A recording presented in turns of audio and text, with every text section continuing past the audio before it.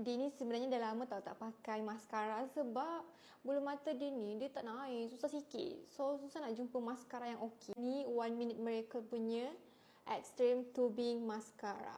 Okay, so jom try. Macam biasa dia bagi free pengepit and maskara. And yang ni dia packaging dia aluminium tau. Dengar tak?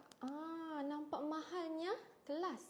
Pengepit ni senang nak pakai. Nampak? Dan maskara ni dia punya brush comb tu zigzag. Layer dulu.